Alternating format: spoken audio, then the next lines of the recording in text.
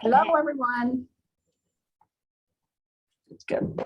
I am Tracy Vaughan, and I am the Senior VP for the Global Trade Development team here at Visit Lauderdale, and welcome to our quarterly update. This is actually our first quarterly update for fiscal year 2022 as we roll into our festive holiday season, and of course, as we roll into high season for our vacationers.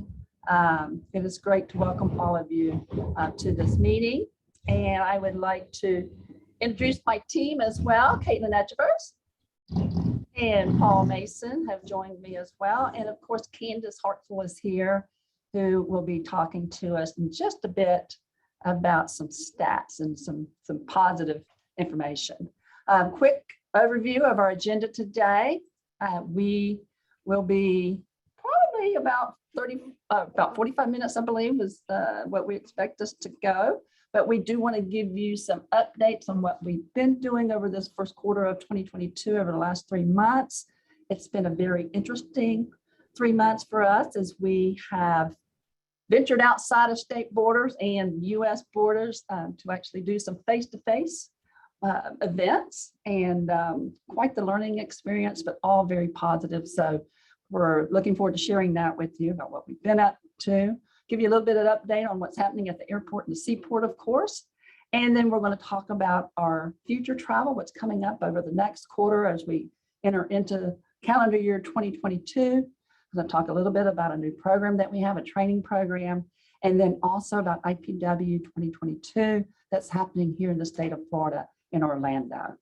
So a quick overview of the agenda. Just want to mention too, for housekeeping notes, if you have questions anywhere along the way, please feel free to ask them through our chat, and we will answer those at the end, or if it fits in, we'll take care of it as we move along. So moving forward. Oh, and just one more thing I want to share about staff updates. I did introduce the team here, but I do want to mention too that we have made an offer to a person for a position that we've gotten back, our coordinator position. We are very, very excited about having this person start January 3, and who will be helping us with all of our programs here on the global side and participating in FAMs and helping coordinate some of that. So looking forward to introducing her in our next quarterly update.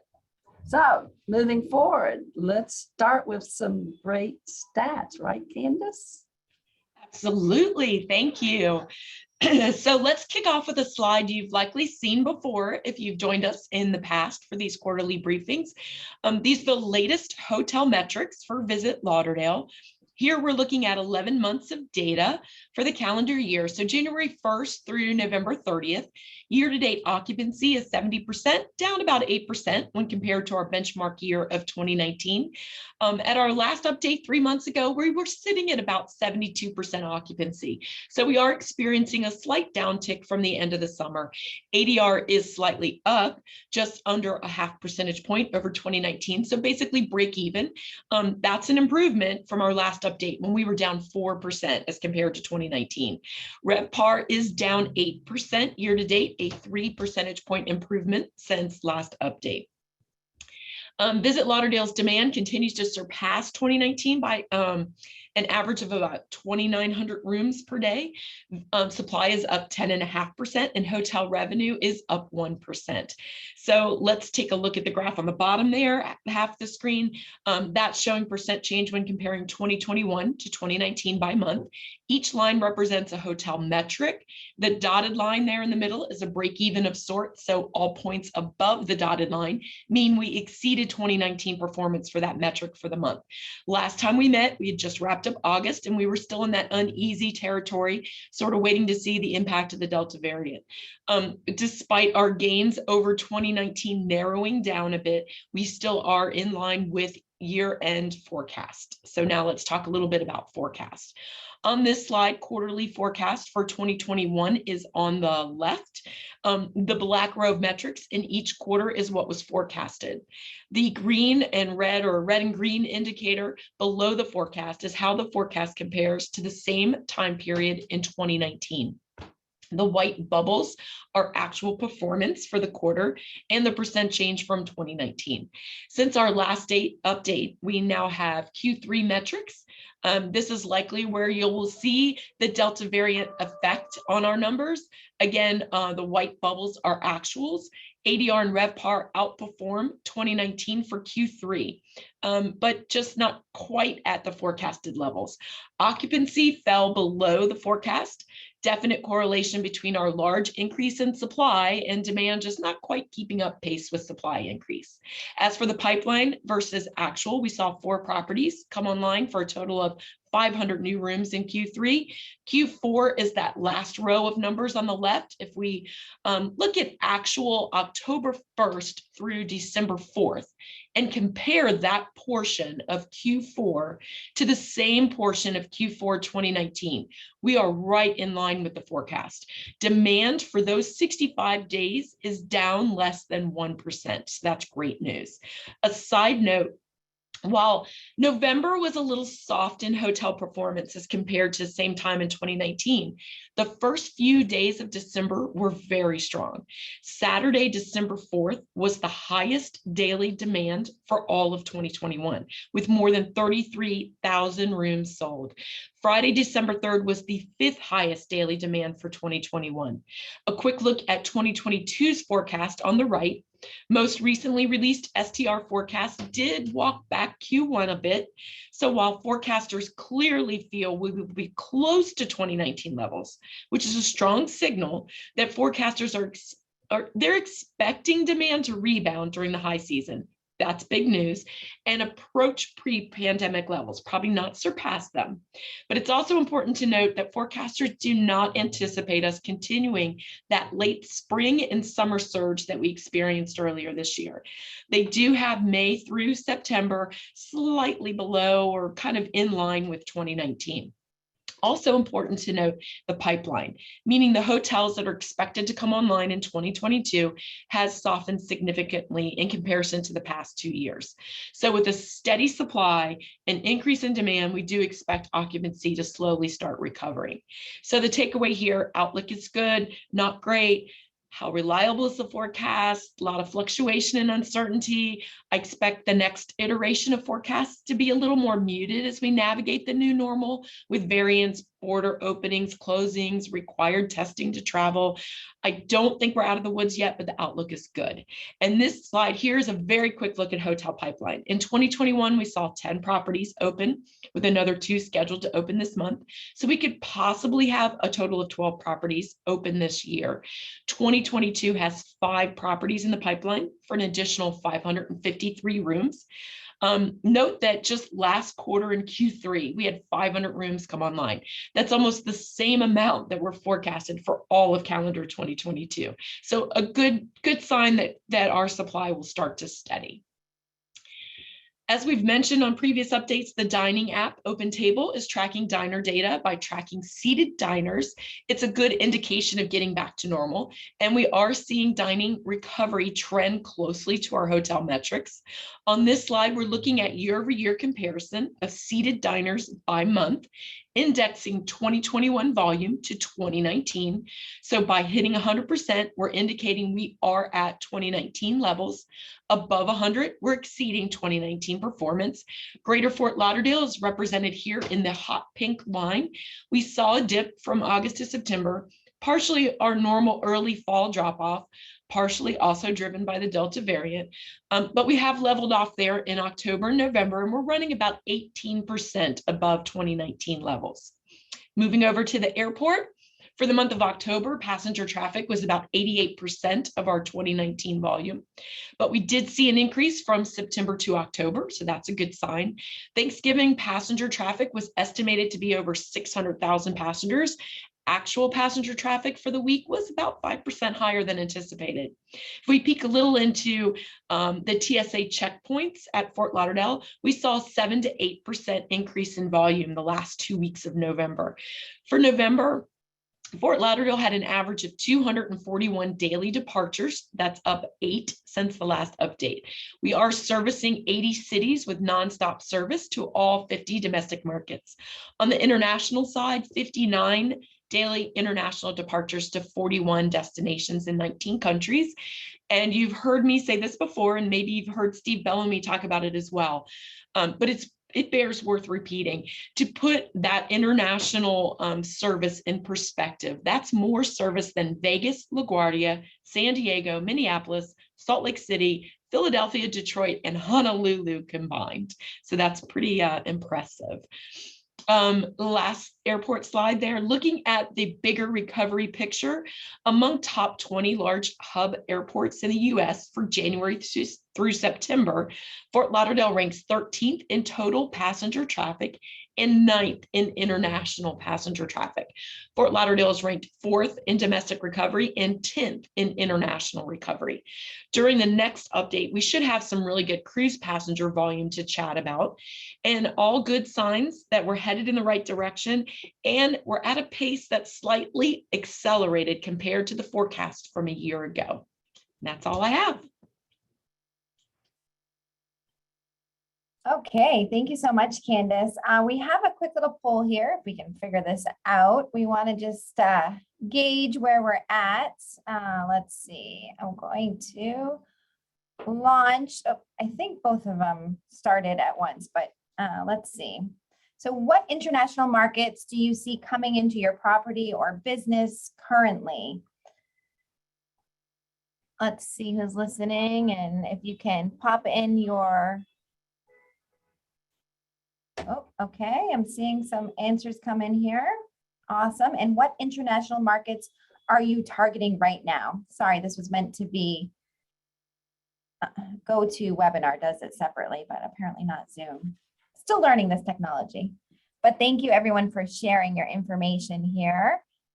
All right, we're going to give it just a couple more seconds. Make sure everybody had a second to pop their answer.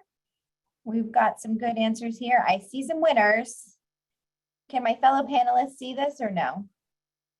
You see the answers? No? Okay. Let me see. All right. I think we're going to end it now because I don't see any numbers. So let's share the results here. All right. Can everybody see the results? Yes. Yep. I see some winners, some patterns. You're seeing a lot of Canadian business, perhaps? Excellent. And who are we targeting? This will be some great information. And I think we're going to stop sharing there. Everybody got their screen captures, and we're going to talk about some of our new service with Tracy. Yes, new service. And thank you very much, Candace, for your update. We love hearing that information about what's happening on the international side. Obviously, that's so important to this market as we see our flights returning, not only domestically, but international as well. But do want to share some of our new service that you'll be seeing coming in the next fiscal year or next calendar year. I'm sure many of you saw that Frontier just recently announced that they are returning to FLL. They'll be returning with 12 nonstop routes starting in early 2022. And we're excited about this. I think some of you know this low-cost carrier. We've seen some of our traditional low-cost carriers that we kind of had a hold on have moved into Miami some. So we're very glad to see that Frontier is joining us here again in FLL.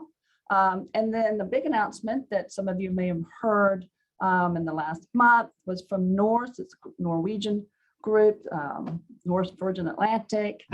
They have announced that probably by summer 2022, we'll be returning to FLL out of London, Paris, and Oslo. So we are working closely with that group as well with the airport. We'll make sure that this does indeed launch. And the exciting thing too about with Norse is that they're actually basing their US headquarters right here at the Fort Lauderdale Executive Airport. And so that was announced as well. And just a couple of other little updates on airlines. Abello started new service from Southern Connecticut out of New Haven in early November. And we did go out and greet that group as they came in. We're excited about that.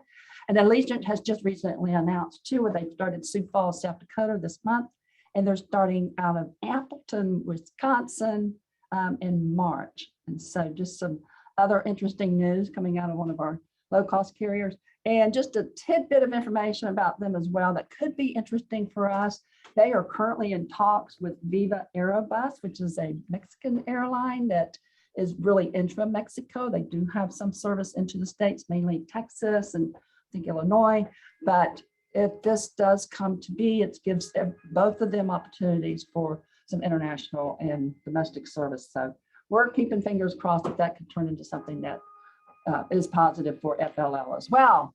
And cruise travel, setting sail in 2022 and beyond. We are very happy to see that Viking started sailing from Port Everglades this year with 2 ships. We have the Viking Star and the Viking Orion. They are cruising out of Terminal 4 into the Caribbean, of course. And then new service, we're very pleased to share, and I'm sure many of you have seen, that Disney is coming in the fall of 2023, along with other luxury cruise line, Azmar, Ritz-Carlton collection as well. So lots of great news about cruise. We're excited to see them there. All right, so just chatting into what we've been doing over the past 3 months. I do just want to share just quickly that, as I mentioned earlier, we have now done some face-to-face outside of the state of Florida. We've done some things where we brought people here and done some local type of events as well, but we have moved back out into other areas.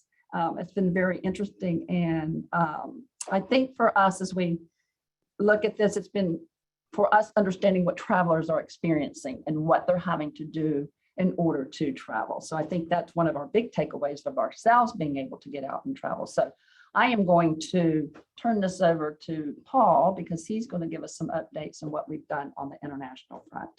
Good morning, everybody, and thank you, Tracy. Before I jump into that and the updates, we do have a question. It's a question for Candace, and it's from Ina Lee. And can you let us know about the impact of the boat show and Tortuga? Sure, I can speak to that. Give me just a second. Let me pull something up. I was trying to look for that real quick. So looking at boat show, if we look Wednesday through Saturday, countywide demand was up Wednesday, Thursday, Friday, Saturday nights. It did fall a little bit off on Sunday night as compared to same time in 2019. And the same was kind of the same pattern for the downtown / beach submarket area. A similar pattern. Wednesday was up about 12%. Thursday was up about 21%. That's in demand.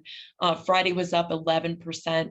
And then Saturday kind of fell a little bit, but we were still up over 2019, about 6%. So all good news. It did kind of drop off on Sunday, but also keep in mind for Sunday, it was Halloween. So I don't know how that kind of plays into it a little bit. Maybe folks wanted to jump out of town and get back home for those that were traveling. For Tortuga is a little bit of a special animal in that Tortuga typically happens in March, April, the springtime. This year it happened in November. When we do compare demand from this year in November to that spring, April of 2019, that same weekend, demand was up Friday and Saturday. It did fall a little on Sunday. So for the 3-day weekend, we still were ahead by about 1.5% over April. Of course, if you compare it to the same weekend in November of 2019, demand was up pretty considerably across the board because there was no other events or beach festivals going on in 2019 for that same weekend. And then just as like a kind of a fun little side note, there were several days that Tortuga demand actually outpaced boat show demand, which is just kind of an interesting little phenomenon. I think there's a lot of folks that wanted to get out there and party on the beach. So hopefully that's your answer. And Ina, feel free to call me if you need something more. Thank you, Candace. Appreciate that. I'm going to give you the updates on our international global trade from the months of September through December, starting out with IPW, or as I still say, powwow, for many of our veterans from the industry. IPW was the middle to third week of September this past year in Las Vegas, and Tracy and I attended. It was the first real in-person show that many of us had done since COVID. So that was actually kind of a bit of excitement on the floor for a lot of us, although it was only about half of the regular attendance. So a little over 3,000 attended is what we believe the final numbers were. But it was a good mix on the floor and a good amount of booths from suppliers from around the country. One of the main parts of the excitement really came from the announcement that was made that Monday about the borders opening and less restrictions that were announced by President Biden for the United States. So of course, we had a lot of partners that would literally had to either start our appointments a little bit later or actually reschedule them because they actually had to man phones and take incoming calls from their partners around the globe. So right there, you could see the excitement that was just overarching to everybody. We had over 80 appointments, which was terrific for our two schedules. So we almost had a full slate. I think we only had one or two open appointments. And of course, again, the excitement about the open borders just transcended to everybody. The next show that we attended was Brand USA Travel Week in London. It was also Tracy and myself. This was the first international show that we had done since COVID had started. More of an intimate setting for those of you who are not familiar with the show itself. Very high level qualified operators from around EMEA in Europe. And they're qualified by Brand USA. So it really does add that extra added feature for us to be able to talk with partners that we know are coming to the United States. They are coming to our regions. We conducted over 40 appointments. And the big news was actually to follow up with President Biden's announcement earlier in September was that November 8th is when the borders would be opening. That created obviously an incredible amount of buzz. Even partners like British Airways actually had to miss some of our appointment because they literally had to man the phones to help with the excitement of booking the reservations literally for that first day out. They sold out those flights for Virgin and British Airways within a half of a day. So again, very excited about the news and moving forward. I had the pleasure of attending my own little mission of Orlando. And it had been a couple of years, even prior to COVID, since Visit Lauderdale had gone to Orlando to visit our business-to-business partners, our wholesale partners. One of the main reasons why I wanted to do that was, again, to see where they were, how they were doing with their partners overseas, especially with the announcements of open borders. And the big buzz with a lot of our partners that we did talk with, and I had 7 appointments, was literally they want packaging, they want static agreements, which is usually the big need moving into 2022. So again, you may be having people reach out to you directly. I met with Meeting Point, Allied Tea Pro, Brew, WebBeds, OTS, a few other partners as well. And I'll be meeting with Hotel Beds probably the first week or second week of January to go over some of their programs as well. Unfortunately, they had to cancel the meeting that I had scheduled for them. And then last but not least, Canada Sales Mission, which Tracy and I attended. We wanted to go up. The main goal for this was to see really what the pulse of Canada was through our travel partners, mostly airline partners, as well as our partners that are in the travel media world. We met with 9 partners, including Air Transat, Air Canada, WestJet, and Canada Jetlines, which is a new airline which will be coming into, I believe, the spring of 2022, and more to come about that as well. One of the things that Tracy and I also had the pleasure of doing was to reassure our partners that protocols are being met here in Broward County and Visit Lauderdale region, not to worry about the pandemic in that light and some of the news that they do hear, and to let them know that we are open for business, but there are protocols that we ourselves have established and that many of you had already signed up on with. So again, they were very happy to hear that. It did help in terms of their planning and moving forward with us. We also wanted to reestablish our marketing and co-oping with them that obviously we had to suspend during COVID. And of course, we did speak with 3 media outlets, as I did talk about earlier. And Tracy and I were interviewed by Travel Industry Today. Biggest thing that we did come out with the trips from Canada was the need for packaging. They want to package with us. So Tracy and I are going to be working on some packaging ideas with our Canadian airline partners. And that's the international trade. Moving to Thanks, Caitlan. Paul. Great update. So on the domestic side, we had a very busy fall as well. Thank you to all of our partners. We had a lot of interest in joining us. So the New England Sales Mission was a record. I think we had 8 partners with us. It was great to be up there in Connecticut, New Hampshire, Massachusetts, and Maine. So we covered a lot of territory there. Spirit Airlines also joined us there. So we were touching on the points with that new flight that Tracy mentioned, Avello, leaving out of Connecticut. And Spirit also wasn't on the slide there, but they have some new flights with Manchester. And of course, you know, they're already busy flights coming into our area from the Northeast. But they joined us as well. So that was a successful mission. And then in November, we moved on to Oasis Travel Network in Las Vegas, along with Signature Travel Network, which we continue with that strong partnership for that luxury traveler, as well as huge cruise business coming out of those domestic travel advisors. For the first time, we held a signature destination workshop along with the with the Florida Keys and Key West. So that was a sold out event. We had over 150 advisors attend our destination workshop. So that was another great success. And we had 36 presentations with about 6 advisors at every presentation. So it's a very busy few days in Las Vegas. Just right back to business as usual.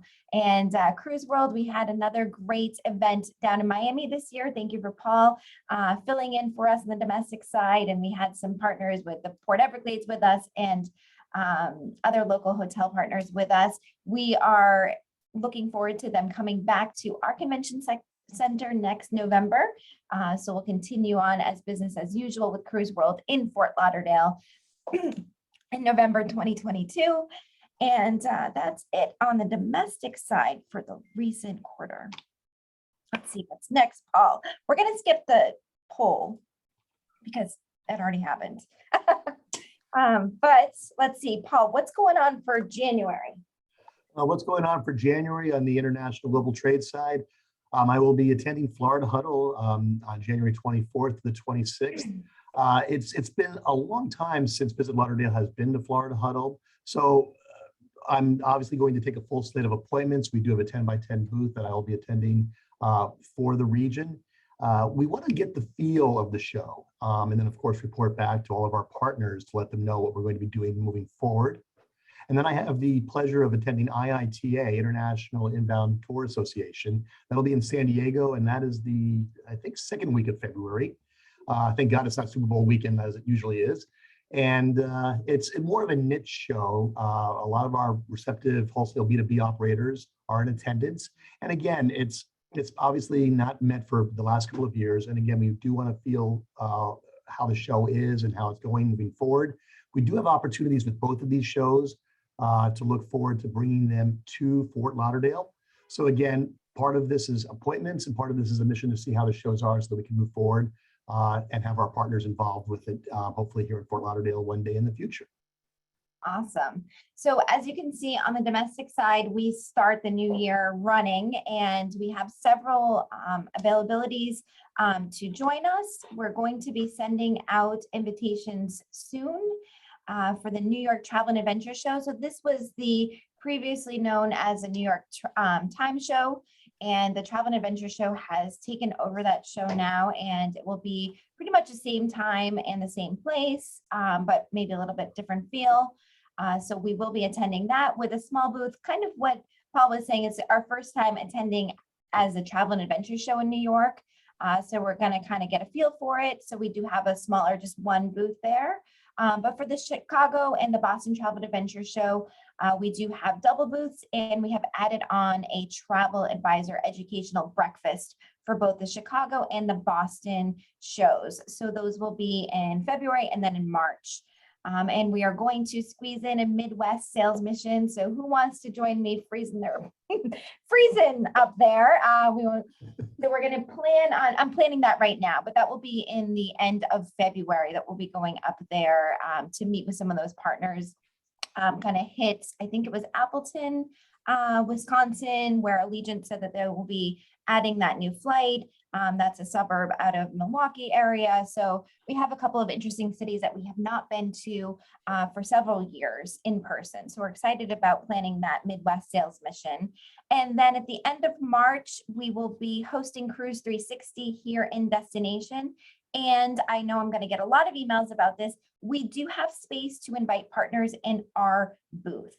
So this is the first time that Cruise 360 is part of our sales team for convention sales. Did a great job at negotiating that contract, and we are able to invite partners into our booth. So we will have some limited participation, but we hope you can join us. And if not, also we are going to have that kind of Fort Lauderdale row as well, and most likely some fan trip opportunities coming your way for the Cruise 360. So a busy quarter here coming up on the domestic side. And I think I'm going to pass it on over to Tracy now, and she's got some exciting information to share. Yes, it's very exciting to finally share with you about our travel advisor training program. We've teased about it previously. We do now have, in fact, a contract with a company that's called TravPro, and very exciting. We are going to call our program the Lauderdale Loyalist. We are working with them now to create the content. What I love about this program is it's mobile, and this is what differentiates them from the program we had previously and other companies that do provide this type of programming, but it's all mobile, and it's just very, very interesting. And what's great for us is it's perfect timing for us to be launching something new. We will be launching this in January, so it's just around the corner. As I said, we're developing content with them right now. We've been so impressed with their team. They're working very closely with this team here, as well as our marketing team for the imagery, the actual content that we want to cover. They do have a writer that is working with us to create the actual lessons. So we're very, very excited to be launching this soon. And as I stated, it is all mobile. I just want to give you a few quick facts about who they already have as in their database. And what I just want to also just say that we've all been traveling. I mentioned that to you. Obviously, you just heard that Paul and Caitlan, they've been out and about. And it's been interesting, kind of, particularly from the international side. You know, Paul and I went to London, and we went up to Montreal and Toronto, and trying to navigate the new, like, what do we have to do to get there? What do you have to do to get back? And very interesting. It kind of gets complicated. And I think all of us that travel, we know that we travel a lot, but it can still be very, very stressful. And it's about managing your stress. And one of the things that I feel like is coming out of all of this pandemic and so forth is this need for advisors. And I think we're seeing that people want someone to manage this, because I think you all know protocols change daily depending on where you're going in the world. And it's just really important to have somebody that can really get information to you. And what are you going to do when you're there? And this safety is still kind of number one, like where we've been. We're seeing that people are still very interested in understanding what's it like where you live. And it's been interesting for us to go elsewhere and see what it's like where they are. Like we went to the UK, and it was very interesting to discover that they had just decided once they lifted their protocols, they were like, we're done. And so Paul and I were both very surprised the fact that there just weren't masks being worn that much. But we got to Canada, they're much, much more conservative and very much interested in knowing what's it like here. And that's where these advisors come in. And I think one of the interesting things about this new group that we're working with, they did give me some stats on some of, their verified full-time travel advisors they already have in their system. They have over 66,000 and 48,000 that are actually active in the system. But they tend to skew a little bit younger and tech savvy. And I'm not knocking anybody for being older, that you're not tech savvy, trust me. But average age is 46, 51% focus on luxury. And out of their active audience of 48,000, they have buying power of $29 billion.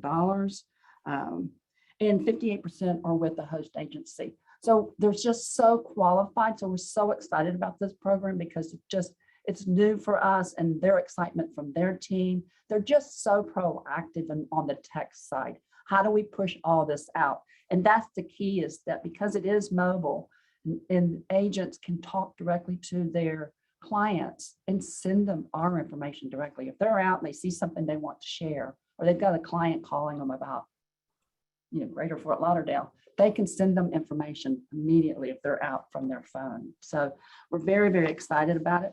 But the other part that we're very excited about too is that you're going to be able to participate in this program as well. We're going to get this built. We're going to build the foundation of the program, and then we're going to be launching this opportunity for you to join as well. There is a small fee to participate, but when I look at what the cost would be for you as a partner to join, it's, if you look at some of what you pay for co-op, it's not even close. So it's going to be very affordable. We are still working with them to negotiate what this price will be. But again, I want you to know that there is going to be this opportunity for you to also be able to build and have a showcase where you're going to be highlighted. And I think as you start to see the results that we get as we launch this, I do think there's going to be a lot of interest from our partners. We would love to see some of you come join us and be part of this new training program. So very, very exciting news. It's been a long time coming. It was a year ago that we put this out, this proposal out, but well worth the wait, I think, and I think you're all going to love it when we launch next month. Anything you want to add on that? No, I mean, thank you, Tracy, for putting this together. This was definitely something that when Tracy started here a couple of years ago, we wanted to do right away, and she's been very persistent with it. And we're so excited to have this new, very modern tool. So at the end, I'm going to add something about what we need from you, but let's talk about IPW first, because this is very exciting. Yes, so this is kind of a long time coming too. Since I got here in 2019, this was something that we had wanted to do in 2020, and obviously that didn't happen. But moving forward, as I mentioned, IPW will be in Orlando, June 4th through the 8th. With it in our own state, there's lots of opportunities it creates for us. And what we really want to do is have a big splash on the show floor with our new brand. And it's a great opportunity for you to join us. And we want to do it a little bit differently than we have traditionally done it. So we are buying the space. We are going to buy, hopefully, all the space that all of Broward County needs, that you'll all come in with us. And we're going to incentivize you to come in with us because we're going to buy it down for you. We're going to make it extremely affordable. There's no way you can go on your own for less than what we're offering this. Just want to say, so what we've done now, we're working very closely with US Travel. They are holding space for us right now. We have basically a little tiny aisle to where we will have on one side a 10 by 30. That will be all the Visit Lauderdale team and an opportunity for you to join us on that side. We'll have 3 sets of appointments there. You would be sharing your appointments with us. And we do have limited availability for that. And then on the opposite side of us, we're going to have 3 10 by 10s that we will sell to our partners.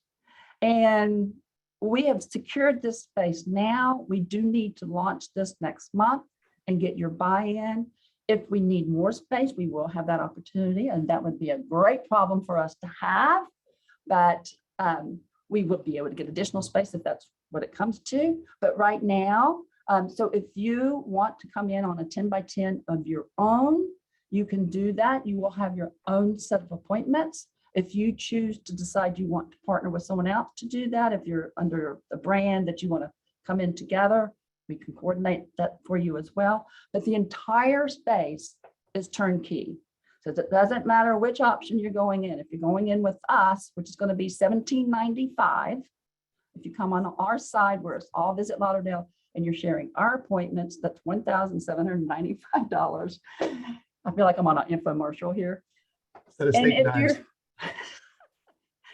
if you decide you want to go in your own 10 by 10, it's $3,600, but it's still turnkey. So we will brand the entire space. I hope these images here kind of give you the idea. You can see that it's going to be a Visit Lauderdale space. The branding will be all Visit Lauderdale. You will have recognition, obviously, on the space as well if you're part of this. But we think this is the best way for us to showcase the new brand, to showcase our county. We really, really, because it is right here in Orlando, we want to make a big splash. And as I said, we want to buy this down. We'll be looking at other strategies to give us additional exposure there. I've got money set aside for being part of the advertising and pushing this out early and inviting people to come see us. So there's going to be more to this, but we really need to hear from you. Paul's going to be putting together they sign up for this, we'll need you to commit early on because we've got to commit dollars as well. So look for this in the beginning of the new calendar year. We're going to be sending this out. If you have any questions, Paul and I are both available. If you're interested, again, let us know very quickly. So we do hope to hear from you. It's just such a great opportunity. And I will say, you know, Paul and I were at IPW, and US Travel did such a good job this year in managing it and understanding what buyers needed and what we needed as suppliers, and brought us together. And they worked so hard in creating the right type of atmosphere. They couldn't do everything as they always did it. It just couldn't happen that way. And so I know going forward, I sit on their committee. We just had an advisory committee last week. And a lot of things they're shifting again and understanding what the new reality is now. So there will be some changes again from what happened this year. But they did such a great job. So we really appreciate having this opportunity to support them as well. So And that's just to add on, we will be having a survey. It will pop up at the end of this or on an email. Please complete that survey and it will ask you about your plans for IPW amongst a few other questions. And also to also reiterate, there have been some requests from the chat room. As Tracy mentioned, we'll be sending out information after the first of the year. You'll see that and how you can go about signing up with us. So that will all be answered at that time.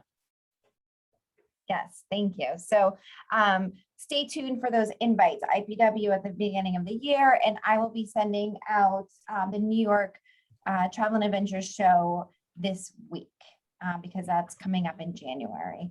So as I mentioned too, and I say this every meeting, so some people aren't listening to me apparently because we have very few deals on here, but we really need you to share your travel agent rates or any deals. We no longer have that VIP card that we had as a program for many years. So I'm sure many of you are getting questions about it. We get lots of questions, and we have lots of travel advisors coming into the destination on their own to see the destination, to go on cruises. As you may have heard in the news, the cruise lines are giving away cruises to travel advisors to really, you know, get that influencer out there, and the travel advisor influencing their customers to come on the cruises, but also be in the destination. So if you want to showcase your destination, your property or your attraction, please send us your deals or log on to the extranet. If you don't know how to get onto the extranet and upload